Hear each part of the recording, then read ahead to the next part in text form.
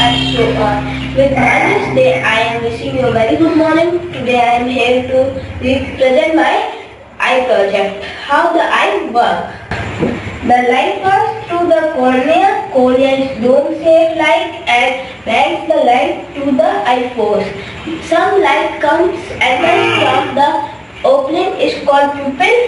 The iris controls how much light pupil gets in.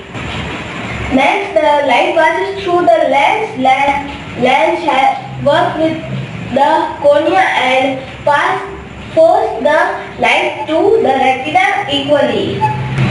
When the light hits retina, and special cells called photoreceptors turn the light to the special electrical signals. The electric signals travel from the retina and pass through the optic nerves and to the brain. The brain turns the light to which image we can see. Thank you. Have a wonderful day.